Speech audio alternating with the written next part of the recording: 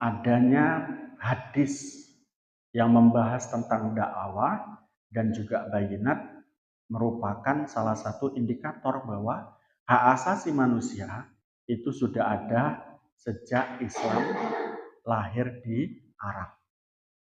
Jauh sebelum adanya Declaration of Human Rights sudah ada. Jadi Islam itu memang betul-betul agama yang kompleks, yang semuanya diatur, tidak kecuali tentang keadilan dan mencari keadilan dan membuktikan keadilan. Dakwah ini kalau kita artikan sebagaimana di dalam sarah itu, ad-da'wa bi fathil wawi wa kasriha mithlu fatawa wa fatawa wa huwa lughatan ismu masdarin min ibda'ah wa syar'an ikhbaru an thubuti haqqin lahu ala khairi. Jadi dakwah itu adalah memberikan satu pesan, kabar terhadap hak seseorang yang telah dilanggar oleh hak orang lain. Jadi kabar atau ungkapan yang memberikan kabar kepada hakim bahwa hak dia telah dirampas oleh orang lain. Contohnya bagaimana? Contohnya ada orang melapor ke polisi. Pak polisi, nama saya dicemarkan melalui media sosial. ITE berarti, Undang-Undang ITE. Nah itu ada hak. Setiap orang itu memiliki hak untuk memiliki nama baik, untuk tidak dicemarkan dan lain sebagainya. Kok kemudian ada orang mencemarkan nama baik seseorang dengan cara memfitnah menggunakan media sosial. Ya.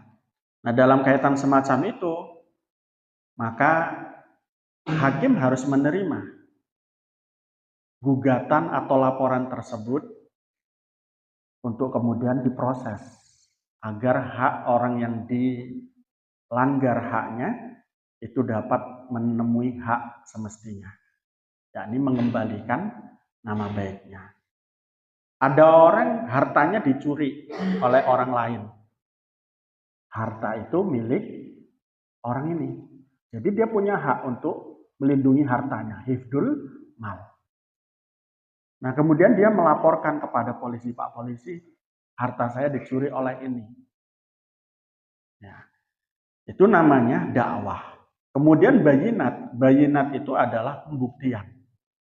Kalau kamu mengaku hartamu dicuri, nama baikmu itu dicemarkan, mana buktinya? Kalau tadi di media sosial ada tulisan di media sosial yang mencemarkan nama baiknya, itu dijadikan alat bukti. Itu namanya bayinat. Nah, apakah bayinat itu hanya mengambil alat bukti semacam itu? Enggak. Tapi pengakuan dari orang yang melakukan itu juga bagian daripada bayinat. Hal yang sama tadi ada orang mencuri. Kemudian dia didakwah mencuri. Digugat mencuri. Nah itu kalau andai kata dia mengaku, itu sudah menjadi bayinat. Sudah menjadi bukti bahwa dirinya melakukan tindak pidana pencurian. Nah ini semuanya telah diatur di dalam Islam. Baik di dalam Al-Quran ataupun dalam Al-Hadis. Contoh wasariku wasarikotu faktau aidiyahuma. Ada orang mencuri, baik yang mencuri itu adalah laki-laki ataupun perempuan, keduanya dipotong tangan. Nah, tapi tidak langsung dipotong tangan, harus dibuktikan dulu. Ya, dibuktikan dulu. Dengan apa pembuktiannya? Proses peradilan. Nah inilah yang kemudian di Eropa itu tidak ada sebelum Declaration of Human Rights. Ini yang menarik. Declaration of Human Rights itu baru lahir tahun 64. Islam jauh sebelum itu sudah menggagas keadilan dan proses dalam menggapai keadilan. Di Eropa sebelum 64 banyak pelanggaran-pelanggaran HAM. Berupa apa? Orang sejatinya tidak bersalah menjadi tersalah karena dituduh bersalah oleh penguasa, oleh orang yang lebih kuat dalam tanda kutip materinya. Bisa. Kalau sekarang nggak bisa. Kalau sekarang rakyat kecil mendapatkan hak keadilannya.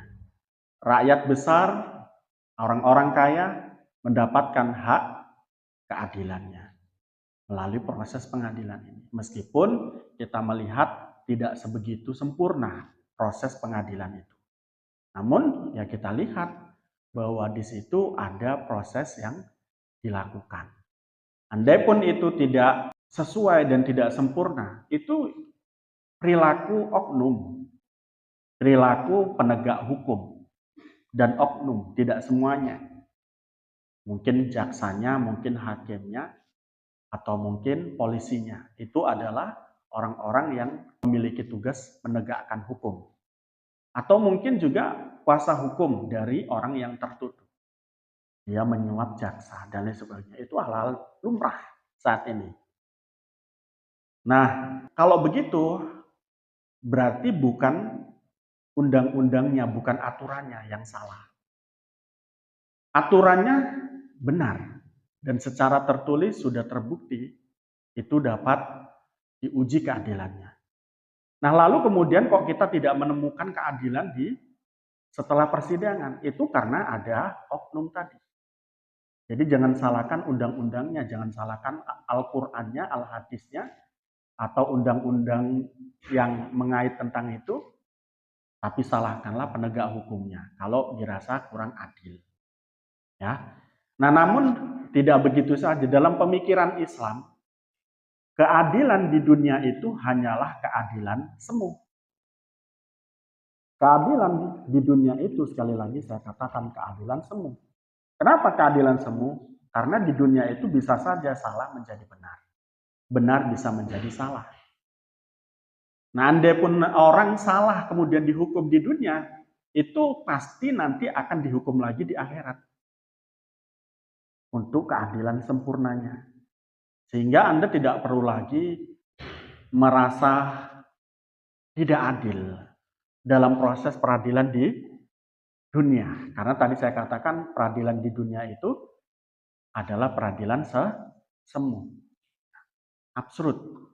Karena tadi ada kemungkinan oknum-oknum yang dalam tanda kutip nakal. Tapi kalau nanti sudah di akhirat, bagaimana kita lihat di dalam Al-Quran, ya, tangan mereka akan mengucapkan, mata mereka akan mengucapkan, mulut mereka akan mengucapkan, kaki mereka akan mengucapkan hal-hal yang menjadi bagian daripada apa yang mereka alami. Jadi tidak pernah bisa mengkhianati hukum. Itu hukum akhirat. Nah, sementara di dunia ini hanya sekedar menegakkan keadilan ala keadilan manusia.